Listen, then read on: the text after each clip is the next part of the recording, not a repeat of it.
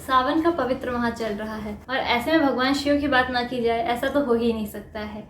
हम जब भी भगवान शिव के परिवार की फोटो देखते हैं तो उसमें हमेशा 2 बालक होते हैं। भगवान गणेश के बारे में तो हम बहुत कुछ जानते हैं, परंतु भगवान मुरुगन या भगवान कार्तिकेय के बारे में उत्तर भारत में आज ज़्यादातर लोग नहीं जानते हैं, जबकि दक्षिण भारत में आज भी उनकी उतने ही उत्साह से पूजा की जाती है जितना कि प्राचीन काल में। चलिए आज हम उन्हीं के बारे में जानते हैं। स्वामीनाथ, सुब्रमण्यम, मुरुगन, मुरुगा, कुमार, स्कंद और षणमुख के नाम से प्रसिद्ध भगवान कार्तिकेय भारत ही नहीं बल्कि अन्य कई देशों में भी और अन्य कई धर्मों में भी पूजे जाते हैं। इनके जन्म के पीछे की कथा कुछ इस तरह है कि जब ताड़कासुर नाम के एक राक्षस ने पूरे ब्रह्मांड में हाहाकार मचा दिया था, लेकिन शिव जी के वरदान की वजह से उसे शिव जी के पुत्र के अलावा और कोई नहीं मार सकता था। तब देवताओं ने भगवान शिव से प्रार्थना की। तब भगवान शिव ने अपनी थोड़ी ऊर्जा अग्निदेव को दी। इस ऊर्जा को वे वायुदेव के साथ लेकर गए। देवताओं के पास वे शक्तियां तो आ गई थी, परंतु उस समय धरती में इतना सामर्थ्य नहीं था कि भगवान शिव जितने किसी तेजवान व्यक्ति का भार वे उठा सके, क्योंकि भगवान शिव के पुत्र भगवान शिव के समान ही तेजवान होते। बाद में अग्निदेव ने इस पुत्र को माँ गंगा को दिया और इसका भरण पोषण सप्त ऋषियों की पत्नियों कृतिकाओं ने किया, इससे इनका नाम कृतिकेय भी पड़ा। तो इस तरीके से बालक कार्तिकेय का जन्म पंच तत्वों के मिलने से हुआ था और इसी के साथ भगवान कार्तिकेय में भगवान शिव के साथ पंच तत्वों की भी शक्तियां थी। बाद भगवान कार्तिकेय ने तारकासुर का वध किया और एक अजेय योद्धा बने, एक ऐसे योद्धा जिन्हें कभी कोई युद्ध में नहीं हरा सकता था। तभी देवताओं ने विनती करके इन्हें अपना सेनापति नियुक्त किया और भगवान कार्तिकेय की पूजा एक युद्ध के देवता या एक संरक्षक के रूप में होती है। हाँ, भगवान गणेश विद्या और बुद्धि के देवता हैं, वहीं भगवान कार्तिकेय साहस, वीरता एवं विजय के प्रतीक हैं। दक्षिण में तमिलनाडु में इनके 6 निवास स्थान बताए गए हैं।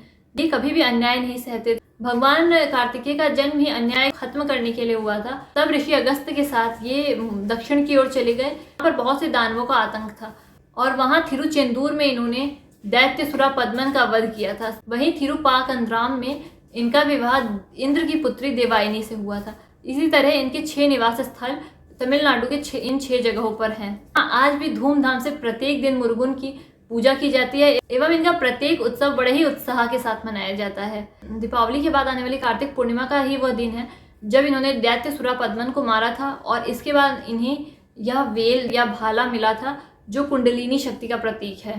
भगवान कार्तिकेय सिर्फ हिंदू धर्म के लिए ही पूजनीय नहीं है, इसके अलावा ये बौद्ध, जैन और यजीदी धर्म के लिए भी बहुत महत्वपूर्ण है।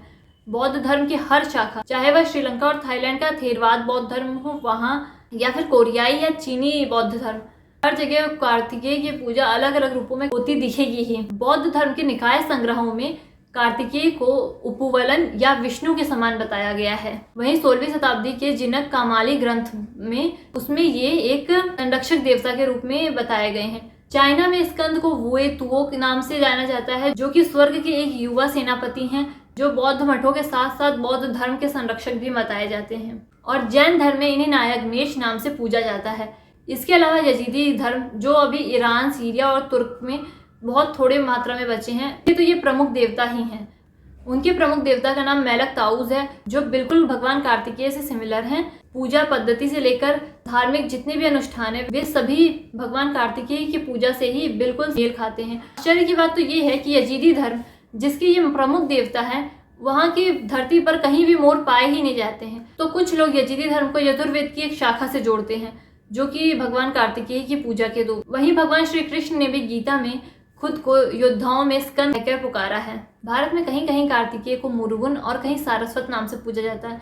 इनका जो सारस्वत रूप है वो विद्या के देवता के रूप में पूजा जाता है।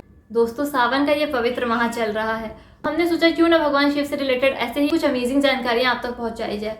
इससे रिलेटेड एक वीडियो हमने पहले ही कावड़ यात्रा पर बना रखा है। अगर आपने अभी तक वो वीडियो नहीं देखा है तो उसका लिंक हम डिस्क्रिप्शन में दे रहे हैं, आप जरूर देखिएगा। और अगर आप ऐसे कोई टॉपिक भी सजेस्ट करना चाहते हैं तो वो भी आप कमेंट सेक्शन में बता सकते हैं।